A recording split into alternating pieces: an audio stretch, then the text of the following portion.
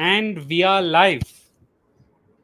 Jagat ji, very timely episode. I think, uh, Yes. especially after what happened yesterday along in India's border. But very, very interesting scenario we are in. And I wanted to do this episode primarily because you've seen quite a few wars as an exporter and as a business which relies on international markets, on global markets. So let's get started. Very first, Jagatji, can you tell me the earliest memory you have about wars and how they impact trade? Yeah. So, Nikhil, now, first of all, let me congratulate you and everyone that we are the fourth largest economy now, right? We just surpassed Japan last 5 years. You will recall I have been talking about it almost in every episode of Export Fundas, and hopefully soon we will be the third largest and then a 5 trillion economy. So. Uh, and one of the reasons for that is our business community, right? Our entrepreneurship. So, Nikhil, you asked about my earliest memory. It's interesting because 71 war. I was a kid, but I have all clear memories of that time. My father used to do some work for the military engineering services, and we were in Calcutta and also Shillong. And 71 war we have seen, and there used to be all these bunkers and sirens and blackouts, and I've seen all of that. Uh, Run to bunkers during air raids, and sirens were so common, and blackouts. It felt like this is life, right? So I've been there and seen that. But in 1971, India's population was just 59 crore, right? 548 million, and today we are 150 crore people. It's different.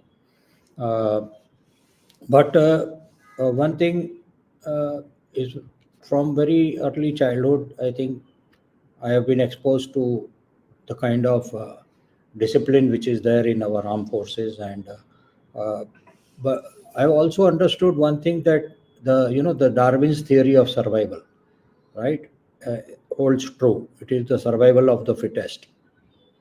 It is not only in terms of our body, our mind, but also as a nation. So, and another theory which is there, that big fish eats the small fish, right? This has been for ages. This is like centuries. It's not nothing new. So, however, at the same time, I'm a Jain, right? A Gujarati Jain. You are also Jain, Nikhil. We believe in non-violence. I mean, it is part of our religious practice and belief and value system. Uh, However, as far as issues like righteousness goes and justice, I mean, there are two sides to that. So, wartime is always based on who is right, who is not right, and not right. If somebody is not right, there is a cause, you know. And two things I've learned is fear and discipline. Fear and discipline, right? So this is very important. uh, that is what instilled in me from childhood. And fear is a big business. Insurance is all about fear, right?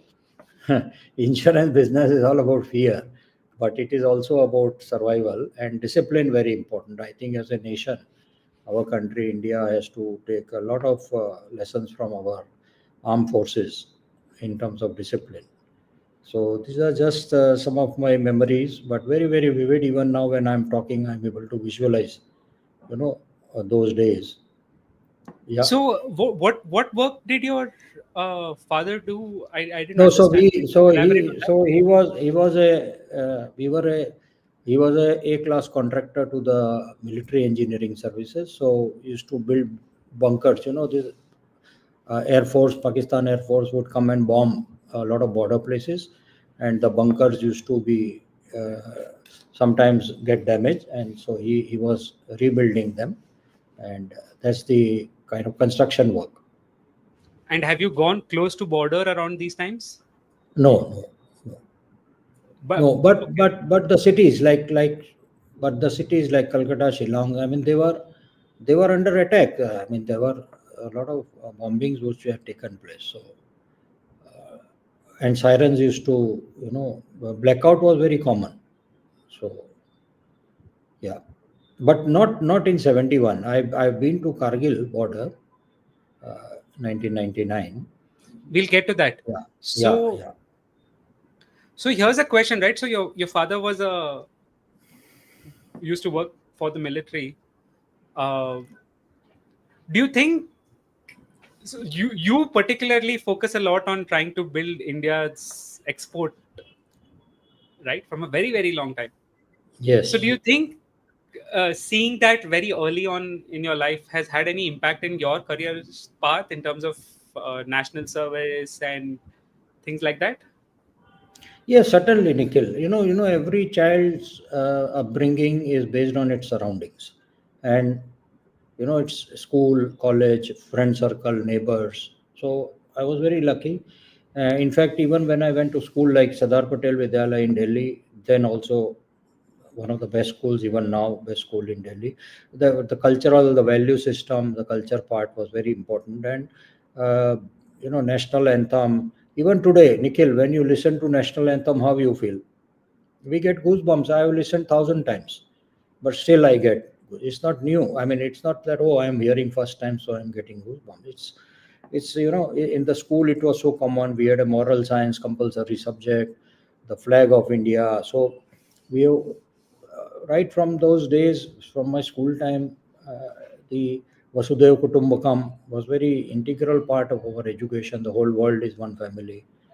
So naturally, discipline is also comes with this type of a feeling. And when I built my career, right from day one, I was in international business, and I realized very early that exports is something which is actually a duty of every entrepreneur towards one's nation.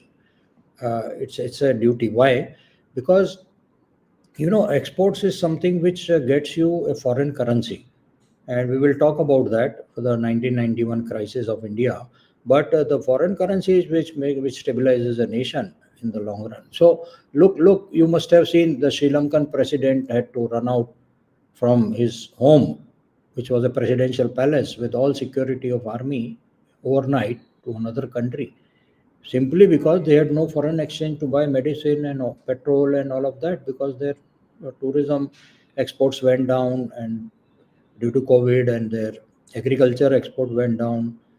So we have seen this in many countries, and India is a very large country. So international, I have had this understanding that national security and exports is actually interconnected, and India is. I always use the word India is a free world, right? The entrepreneur is the center of Indian economy, unlike state, which is the center of economy in many countries. But in India, it is the entrepreneur, and therefore I always use the word economic soldier.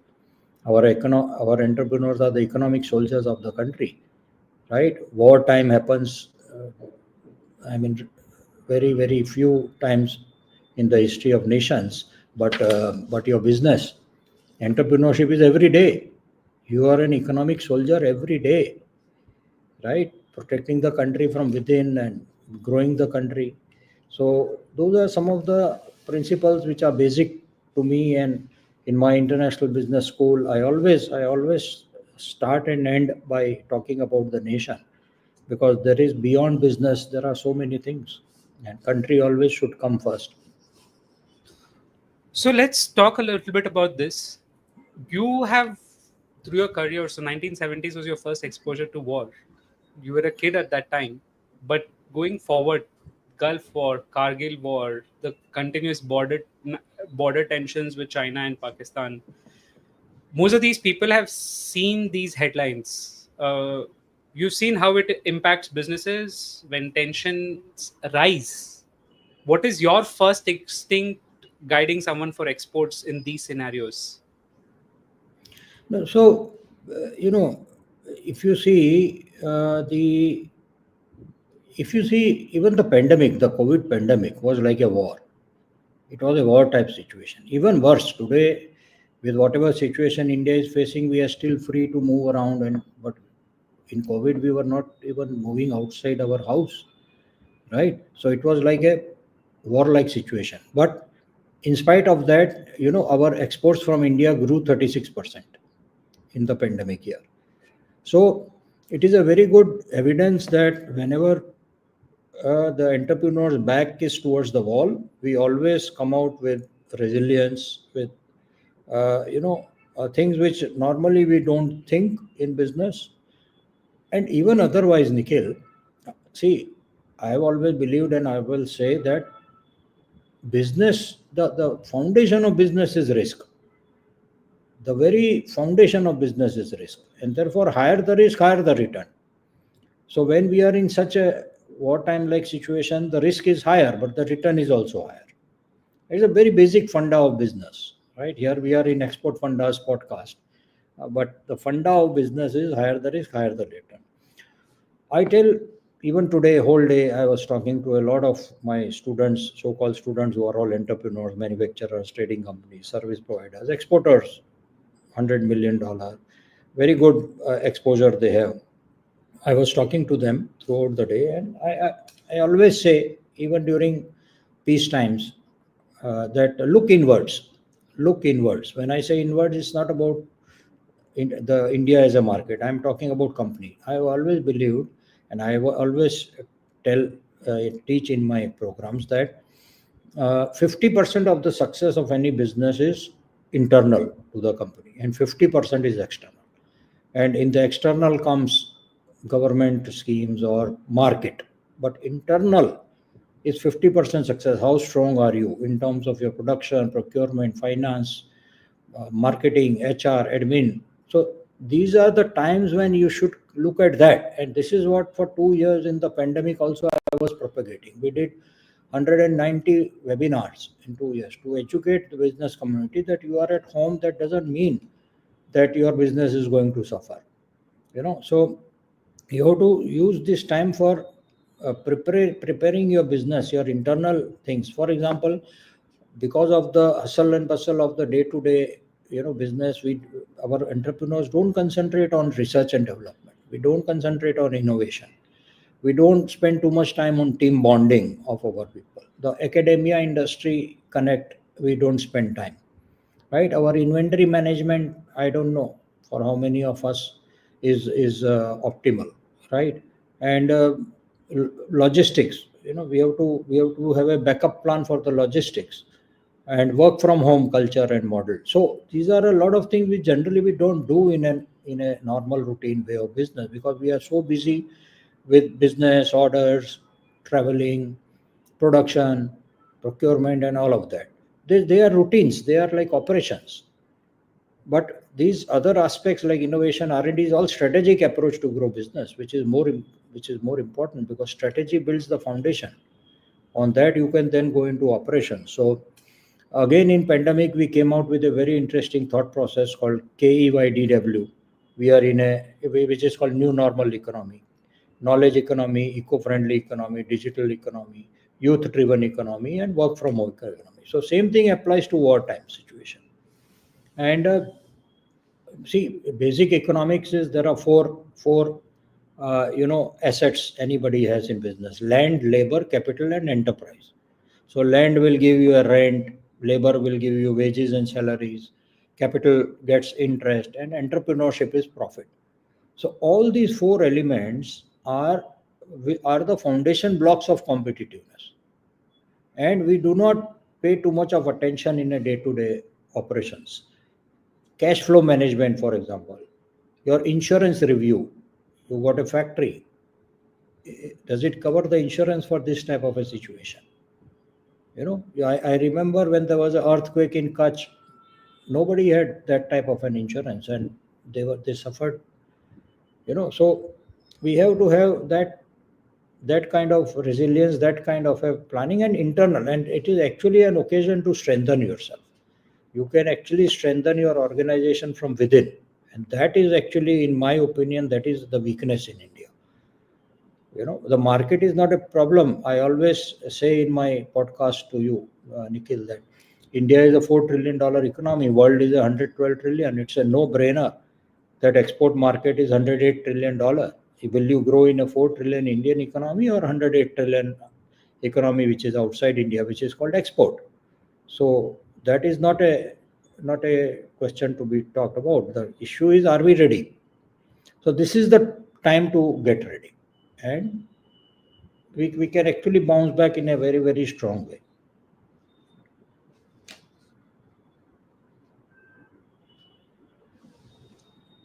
Nikhil, you are on mute.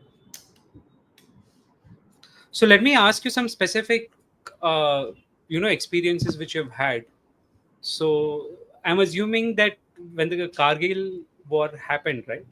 You had uh, you've done quite a few years of exporting, and you've already been working with a lot of businesses. So can you take us through some interesting stories and experiences around the Kargil war? You see, in fact, Nikhil, I would like to actually also throw some light of the Gulf War in 1990s, right? Let's start with that. Okay, I Yeah. wasn't aware. Yeah. So if you see 1990-91 is a very, very interesting stage for India, because that is the time when reform started.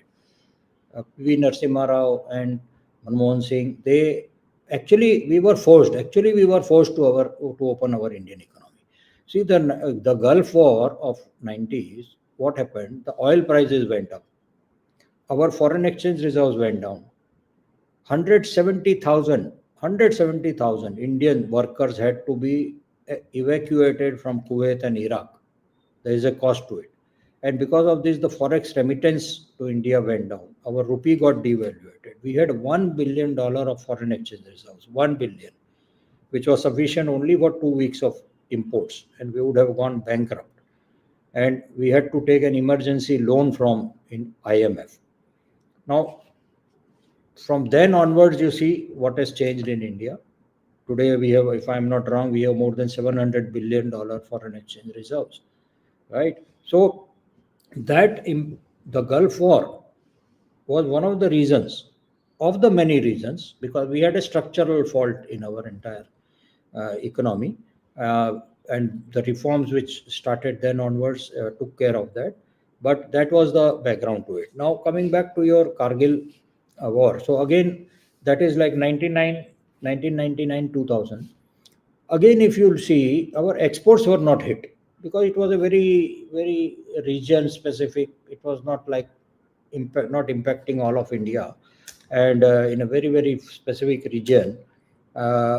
And that year, India's export grew by 10%. 1999, 2000. So export growth. However, very interesting figure, Nikhil. Our export in 99, 2000 was just $37 billion. 37 billion. Now this last year was 824 billion. 824 billion. It was just $37 billion, right? But still, I mean, there was a growth. But what happened in Kargil war is the investor confidence globally and within India went down a bit, because any war type of a situation creates uncertainty, because it can escalate. It can escalate to any level, because there are not just two countries involved. There are a lot of vested interests involved, right? Because war is a business. There are many industrial military economies in the world whose growth is on war, right? So you never know when it escalates. And things like textile, leather, gems, and jewelry, which India was very good at that time and even now, suffered a bit. Some orders were cancelled, and airport and your port security went up. So shipments used to get delayed. The shipping war risk insurance went up, but the recovery was very fast. The recovery was very fast because it was not, uh, it was limited to a particular very, very small area, and we did very well. It was a grand success of Indian armed forces in such a difficult terrain and in such a difficult even political situation of the country. But it was a again a, I think, uh, very turning point for India. So And you by the time Kargil war and these wars that happened, you were already sort of working with a lot of businesses for exports and things like that. You mentioned that certain sectors grew. Like any examples of sectors where actually there was growth? Our growth was even, it was all across. Uh, I am talking only about export. We had growth in pharmaceutical, we had growth in auto components, in engineering goods and products. So food products, we had growth in food products. Across, it was growth was not because see, the ports were never disturbed, uh, shipments were going on. It was not a very wide impact, and that's why our recovery also was very fast. It was not a very big war, I would say, and it was very short term also. So you personally have had experience working in some high risk zones like Afghanistan, and I mean, can you talk a little bit about that experience? And when conflict is a part of day to day life, like how do you even navigate uh, such a situation? How do you build trade and business strategy in such a situation? Yeah, to me, in every program I talk about it. That to me, the most challenging part of my entire career has been my work in Afghanistan, and also most satisfying. And highest number of stories of which I tell people are from Afghanistan. You know, it is amazing. I mean, that country, when I was working on and off, we were doing a lot of projects with USAID, with the US Department of Defense, with British government agency called DFID, with German government agency, GIZ, World Bank. We were doing multiple economic organization projects there, implementing it on the ground in Kabul, Herat, Jalalabad, all over. Mazar-e-Sharif. Uh, we worked there from 2005 to 2015 and 10 years. In those days, for the last 30 years, there was war, some kind of a war always going on in Afghanistan. 30 years, imagine. 30 years continuously, right? But the kind of resilience which the people had, and even today, the entrepreneurship.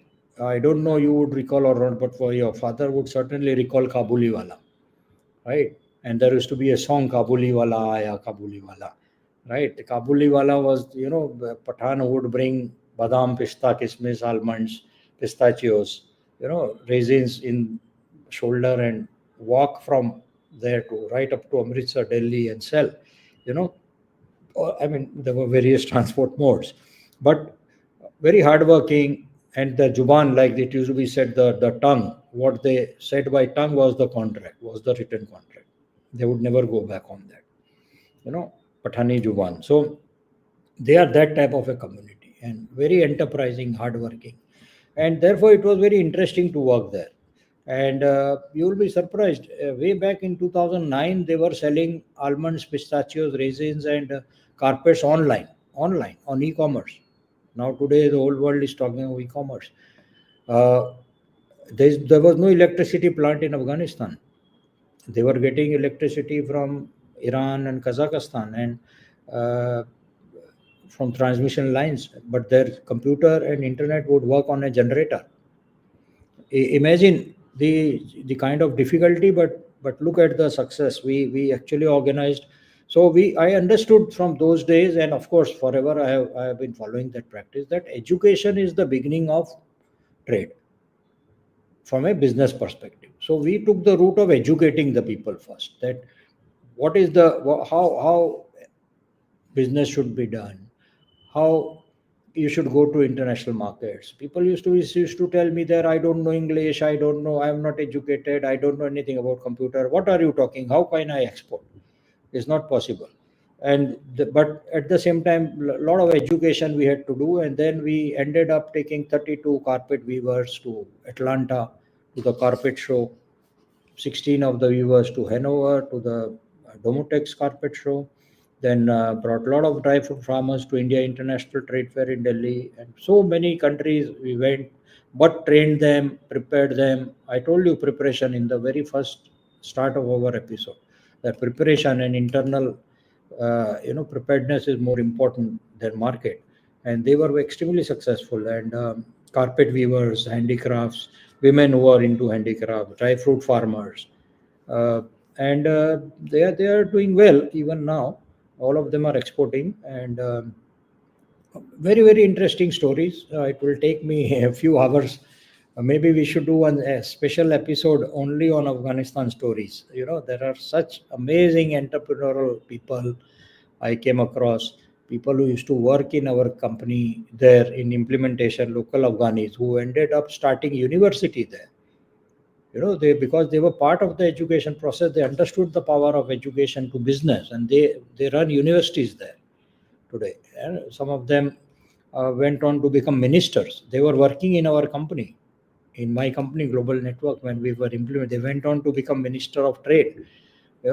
So and a lot of people whom we trained are still in touch, and we keep talking. They are doing good in business. They concentrate on business. They are just related to business. So So interesting. even in high risk zones, I mean, businesses have flourished. Is what Yes, what I should take yes. away from your Afghan experience. Absolutely, absolutely. And today, because of the digitalization, then when Taliban took over after the Americans withdrew, there is a lot of restriction on women freedom movement, but the women are also doing business online from home, following all whatever rules are applicable as per the country's regulations, and learning also continuously, and working from home. So, Yeah. given these different experiences, any specific example or any specific business you were part of, which was impacted by the military tension or a shutdown, and can you tell us how you Uh, navigated that? Not really, because because 71 I was a kid, but 1999 was not a very big impact on India. I mean, it was hardly anything. There were never a siren, never a blackout, in anywhere in India, and not really. But yeah, I mean, there are two parts to this. So one is wars happening outside, like now the Ukraine war and the Israel Gaza war, but another the Iraq war, Iraq Kuwait, but another is within our country. So I have never come across any, but I do recall 1971 war, Dunlop, Dunlop India, big company. Their rubber supplies, raw material rubber supplies used to come from Bangladesh, and it got disrupted, and they had to lay off a lot of people, and they were in trouble for some time. But otherwise, generally, I have seen whenever tensions go up, then border areas like Punjab, Rajasthan, Jammu Kashmir, companies get impacted there more. But not really. And in fact, I've always used the benchmark of COVID. So COVID, I consider COVID as a wartime, because it was a war against a disease, and whole world was. It was actually, I will say, it was World War Three. I don't know why people talk of World War Three is going to come. World War Three, COVID was a World War Three, right? But uh, some companies had like trouble because in the COVID, naturally, because there was no movement of people, factories were shut, you had to take special permission only if you are exporting.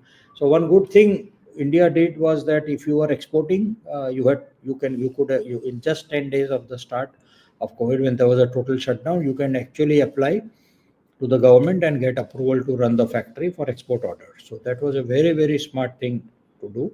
It that is one reason why our export in COVID time went up by 36%, which was the highest growth anywhere in the world for a major economy. So, not really someone with whom I worked. I have not seen so much of impact of war, because we have not had within the country, but outside, I know, like Iraq, I know some people who suffered, but then they migrated. So a lot of migration takes place in war regions. Yeah. So let's move on to the next part of this discussion, primarily focused on general regional tensions, right? Uh, India particularly faces a lot of tensions along its borders.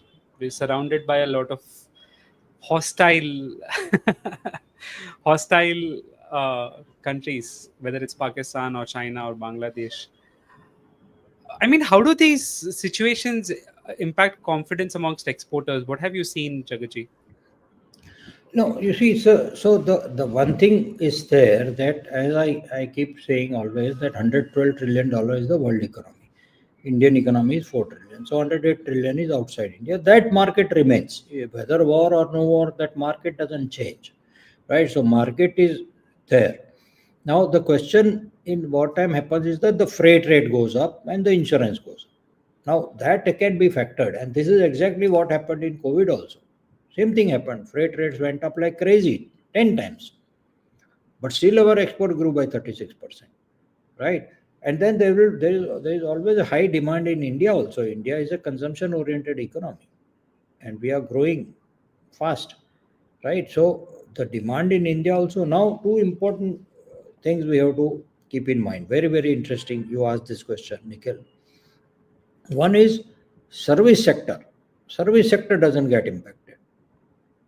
So services, because there is no physical shipment, there is no freight involved, there is no insurance.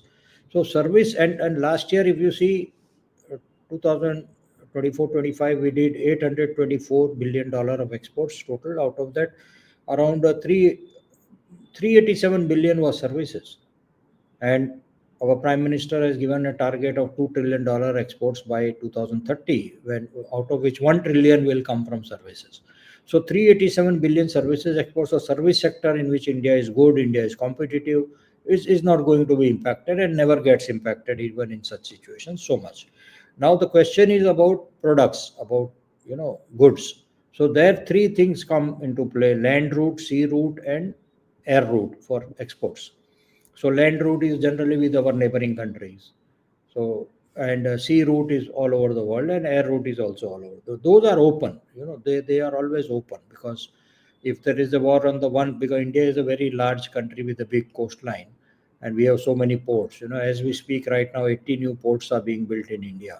Infrastructure is the game changer for the country, and so we have a lot of alternates to ship, so that doesn't impact too much. And our product export last year was $437 billion, right?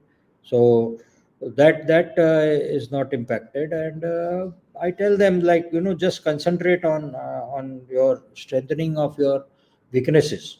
Identifying weaknesses is the first step. First, we should identify. No, many entrepreneurs don't even know what is my weakness, right? So that is the audit. I always call a weakness audit. Do that audit. Get someone third person who is outside of your business to do it, because you can't do. If you were able to do, you would have done by now, right? Let a third person do that audit and tell you these are the areas you should improve upon, and spend time on that. So let's move on to the next question. What would be your message to a lot of exporters who start becoming very cautious when thinking about cross-border trade, especially during wartime situations? Right? What should they be doing? No, so see, basic human nature is resilient. I mean, resilience. So there is this saying, no, when the going gets tough, the tough get going. Something like that. And it has always been, particularly India. We are like thousands of years civilization, right? We have survived thousands of years, right? And we will always be there. And our entrepreneurial community, our when we were called Sone ki Chidiya, 25% GDP of the world was India. That time also wars were happening. That time also wars were happening. It was on the horseback, and it was on the soldier, foot soldier, with talwar and bhala and shield. And but we were 25% of the world GDP, because it was a knowledge-driven economy. But basic message to business people is understand one basic principle of business: higher the risk, higher the return. So now the risk has gone up, your return will also go up. But prepare. Again, I come back to the same thing. Prepare internally, strengthen internally. This is a time to look internal. And within also there is a demand, within there is a market, outside, of course. But like outside of, like I was telling you, there are two parts to wartime. One is, I yeah. would just like to bring up a comment which I think came at the right time, which was this itself, that even during a wartime situation, This LinkedIn user, I don't think we can see his name because I think he's kept his profile private. But well said, identifying weakness instead of identifying strengths. It's in a No. hostile. So, Yeah. so Nikhil, weakness is very clear. It is what it is. We are spending a lot of time as an entrepreneur on operations. We have to get into strategic. For example, as I told earlier, innovation. We are not innovating only because it's not that we cannot. It's just because the entrepreneur who is actually going to lead innovation, because it's a creative area of business, is busy in operations. So we have to try to take out time for the creative part of business. To I always say, what is innovation? I say, do one thing better than anyone else. One thing better. I don't know what it is. In my business, I know, and I am an innovator. We are constant innovator. We have a leadership in the work we do. Do one thing better than anyone else. What is that one thing in your business you should know? And these are the times when you can actually put thought to it and consider. COVID was the time. Every company entrepreneur who spent time on innovation is super success today. And then research and development, improving your production processes, simple shop floor layout, simple. Get a third person. There is always a limitation of within. Get a third person who is an expert in that area, and just small changes in the shop floor will increase productivity. Productivity is a huge challenge. Your cash flow management. We have high debt. We have become a credit oriented business country. We are 90 days credit and it doesn't come on time. It will impact your cash flow. You borrow money from bank, you pay interest, so your profit goes away into interest. So inventory management, same thing. So you have to list out. There's this audit, which you say, like in four areas: production, finance, marketing, HR, and admin. And see what digitalization can you do. Today it's a digital economy. I always say KEYDW, right? The D is the digital economy. What functions of our production, procurement, finance, marketing, HR, admin is digitalized? Whatever is not less digitalized. A lot of people say, oh, digitalization will lead to job loss, AI will lead to job loss. It's not true. It's all assumptions. There is no documentary evidence. On the contrary, because of digitalization, your business will grow and you will hire more people. It has always been proven, right? So improve your all processes. That's what I mean. It all depends on what the audit part of it. That get someone to do an audit and sit with them and think and improve. It is actually an opportunity. I will use the word opportunity. Such type of moments are opportunities. COVID was an opportunity. I will say there was a lot of tragedy, a lot of deaths, which none of us had control on. But for a business community, it was an opportunity, and those who took advantage are doing very well. I know hundreds and hundreds of them, right? So let's move to the next part, which sort of continues on your opportunity line of view.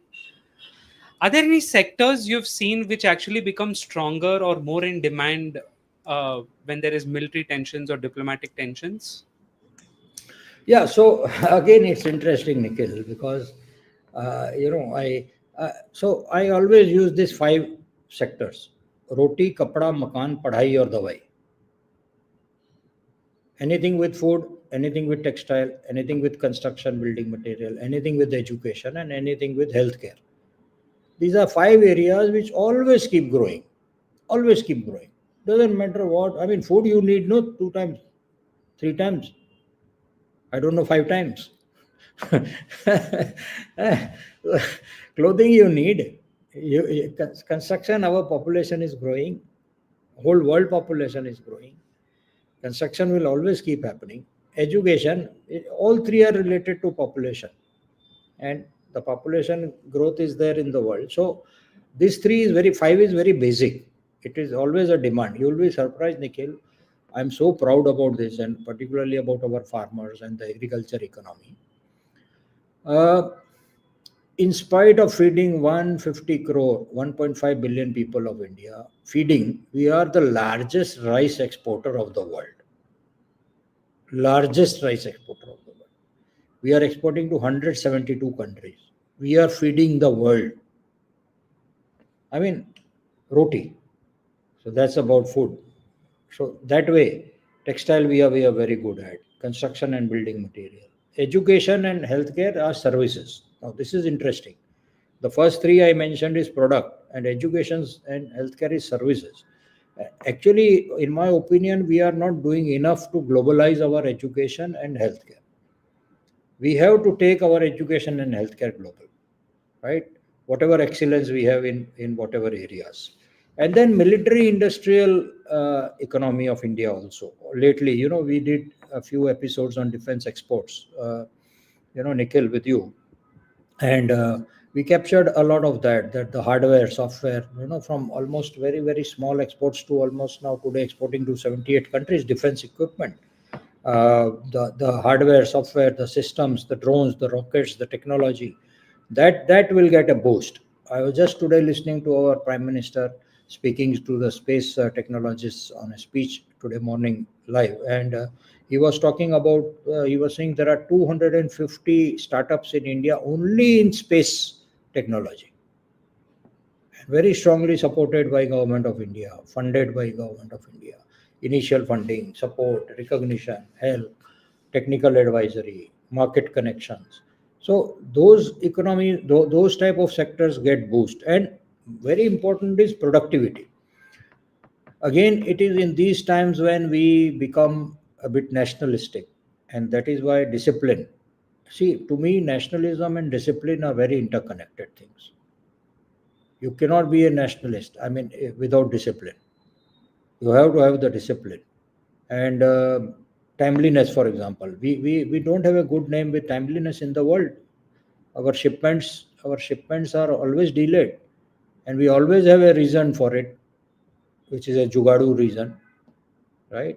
So very We had a indigenous small innovation. incident for our last episode regarding this, guys. No, it's okay. Yeah. So the point is that is something which productivity. So once the discipline comes in entrepreneurial community and workers, the naturally the productivity will go up. India is moving from a low productive economy to a high productivity economy very fast. Yeah. So, guys, I think these are some interesting ideas. You can comment below. By the way, we'll take up your questions towards the end. But let's move to the next part, which are some strategic things which any entrepreneur can do.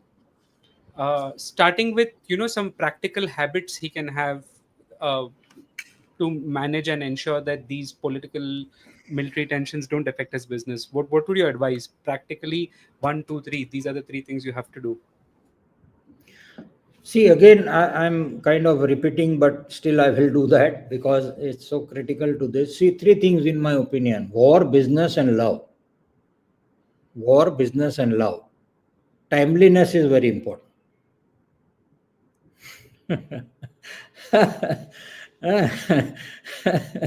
So, uh, in a war, it is army, our armed forces, army, navy, air force is all about timeliness. Yeah. Is all about precision. So, and same way is in business. Same way is in business. And same way is in love, right? You have to propose timely, right?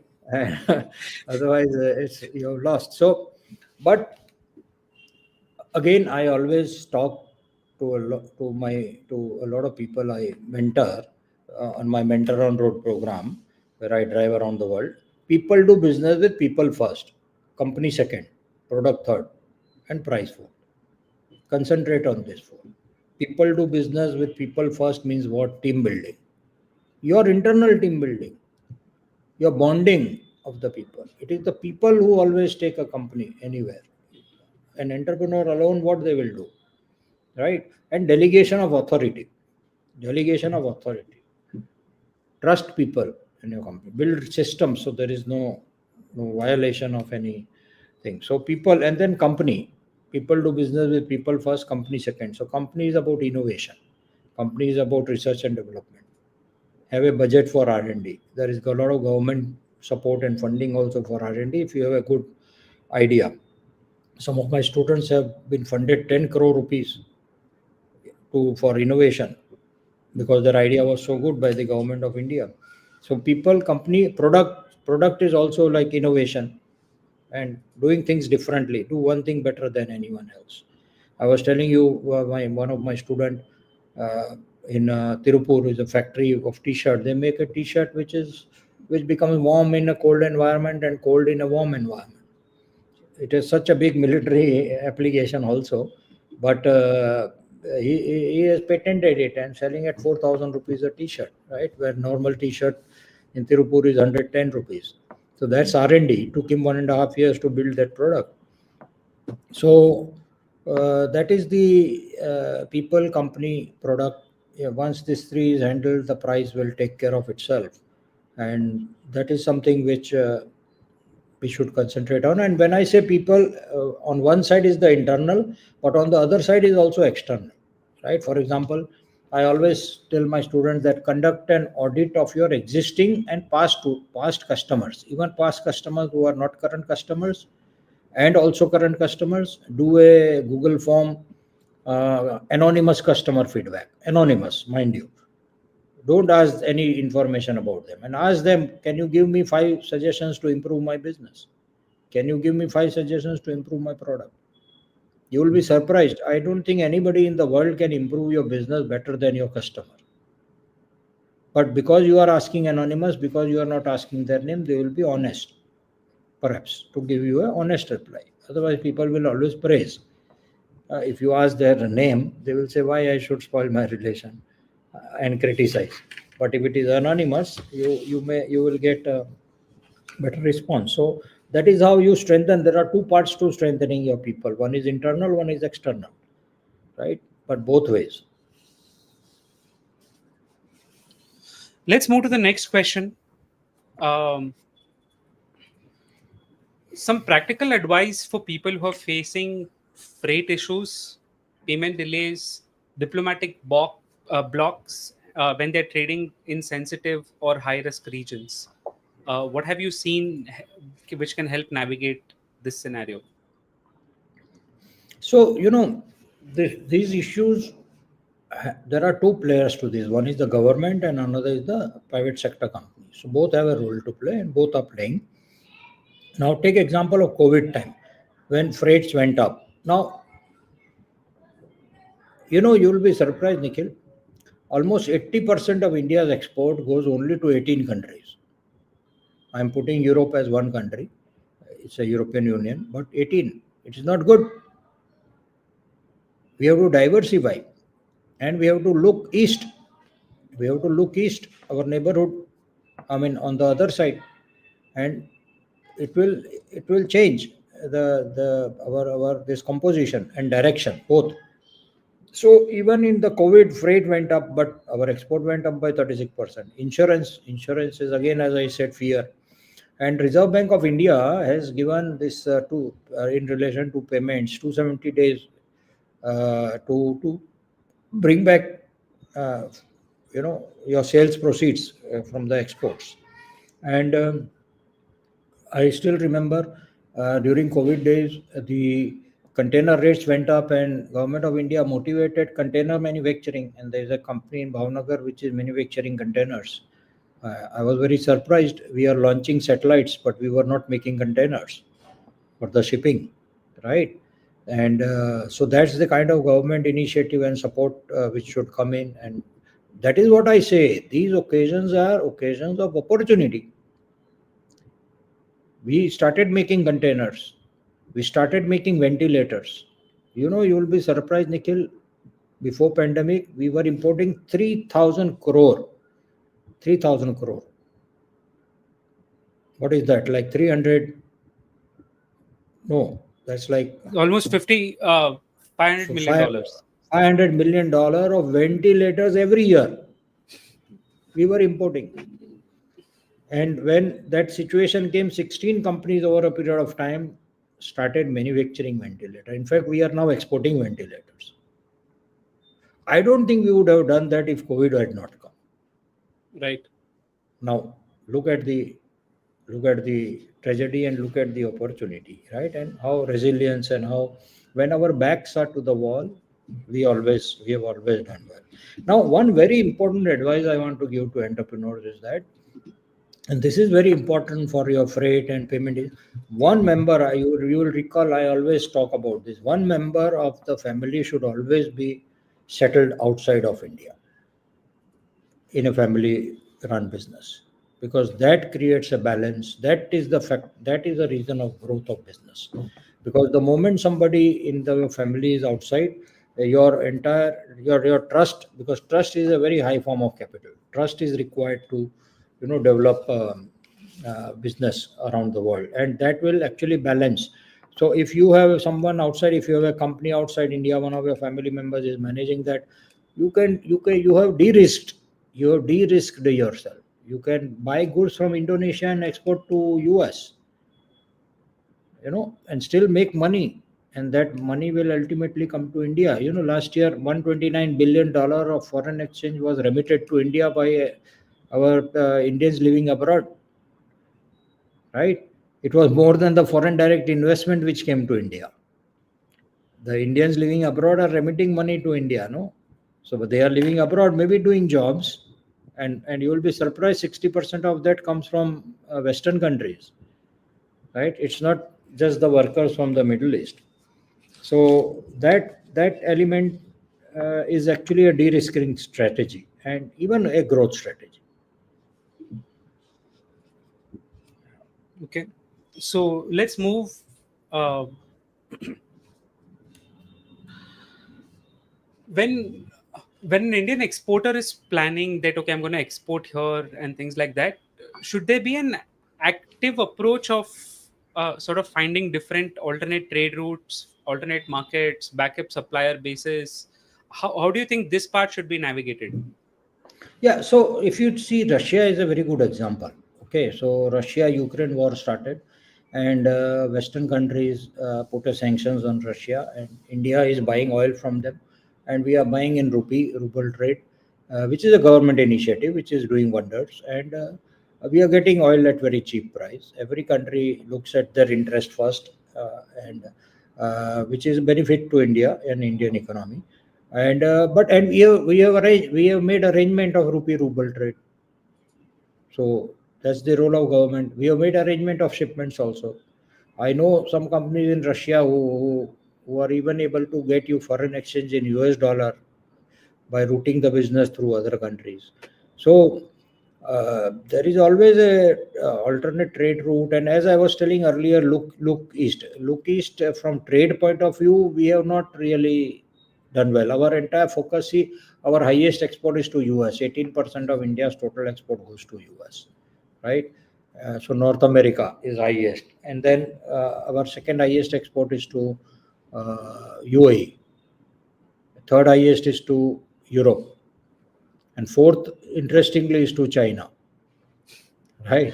But What are we our selling to China? yeah, we are selling raw material, we are selling raw cotton, we are selling minerals. So a lot of not very big value, but still it is fourth largest. Fourth largest. But we should be actually also looking at Vietnam, Indonesia, Malaysia, Singapore, Australia, New Zealand. Fortunately, we have a free trade agreement with Australia. Yeah, 94% of products from India to Australia is 100% duty free. In fact, incidentally, yesterday I think we signed a free yeah, trade agreement with with UK. UK. So now Yeah, we have with UAE, we have with UK, we have with Australia, we have with yeah. European Union, and hopefully very soon with US. Right. So So with that is US also, how. you're foreseeing a free trade agreement Yes, with yes, yes. Of course, absolutely, absolutely. No doubt like about it. Because see, there is a pressure on both sides. Now Trump has put this has said the duty is currently 10%, but only a 3 month halt. Otherwise, it will become 27%. And he's every day in his press meet, he's saying, "I want a deal," and every day he's saying India is the closest to the deal. Yeah, So so we yesterday he will have a made the deal. announcement that we pretty much have a deal, and I wasn't sure if Yeah, that's so official or yeah, not. so there must be some internal communication going on, because discussions are going on aggressively, because we have to address that market, understand it is the largest economy of the world. In my opinion, it will always remain the largest economy of the world, and it's a big consumer market. It's a big market for India. Last 60 years is the largest trading partner of India. It will always remain, in my viewpoint. So it's a very important market for India, right? So we will certainly have some kind of at least a partial trade agreement on some, with some caps, because on duty has a caps, even with between Canada and US there is a duty, very low duty, but with caps, that if export from US to Canada surpasses that cap, then the duty is high, because then it means it is going to hurt the local industry in Canada. So, but surprisingly, that cap has never been surpassed. So, that type of approach, which is again innovative, it is different, can be followed, and we should get a deal fast, because this uncertainty is not good for business, and we should not wait for 3 months. As much fast we should do, we should be able to get that. So let's move on to the last question. But before that, to our audience watching on LinkedIn, on YouTube, do leave a comment below if you have any questions, specifically around wartime exports. We'll be happy to address it. So, Jagaji, the last question is this, right? Especially now, there's various major conflicts around the globe. What would your message be for exporters starting out today? That hey, you don't need to feel overwhelmed. Like, how do they look forward in a positive manner? Because we need to have a lot more exporters here. So, what's your message to them, especially for such a conflict-ridden world? So, Nikhil, I will say, you see, if you follow my social media, anybody who follows, I am on Facebook, Twitter, LinkedIn, Instagram, YouTube, everywhere. Every day since 2009, my tagline is Desh Pratham, Vande Bharat, Vasudev Kutumbakam, and I added, when Mr. Modi gave a slogan of Developed India Viksit Bharat by 2047, I add that also as a tagline. Four things: Desh Pratham, Vande Bharat, country first. Business is going to give money, business is going to give prosperity to you, business is going to take care of your health care, education of children, house, food, clothing, basic necessities, respect in society. But the biggest thing I tell entrepreneurs is you are creating jobs. There is no greater cause to mankind than creating jobs, because you are taking care of families, not only yours. So, country first always. Look, we are a 150 crore, 1.5 billion people. And if we are not going to create jobs, we will have a civil war in the country. What will young people do without jobs? And that is where the private sector role comes in, and we have to play that role. And that should come as first thing, nation first. Of course, then family, the state, the city you come from. Of course, when you grow your business, naturally you are going to prosper and make money.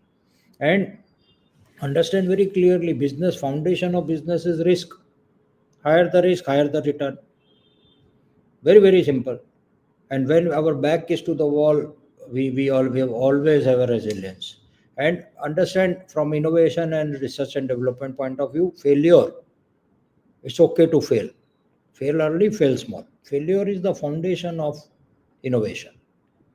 As a nation, I think India, we are afraid to fail. Don't be afraid to fail. It's okay to fail. Fail early, fail small. And again, as I said, I would like to close by saying, be very proud to be an entrepreneur. Be more proud to be an exporter. You are the economic soldier of the country. Economic soldier.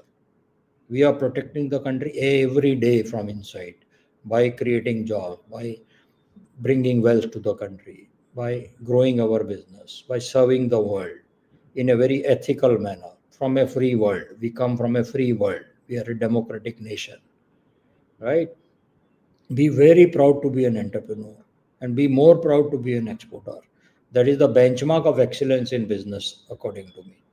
Right? And again, I repeat, entrepreneur is the center of Indian economy, unlike state, which is the center in many other economy, which is not sustainable in the long run.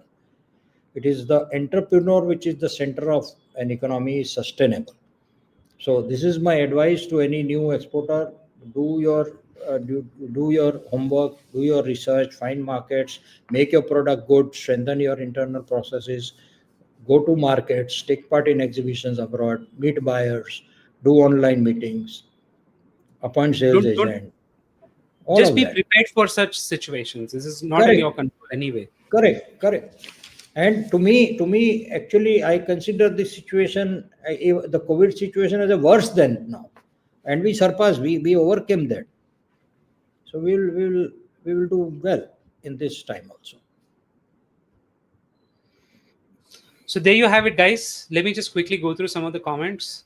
So InspireWise says, thanks for your insight, Dr. Jagat. Thank you so much.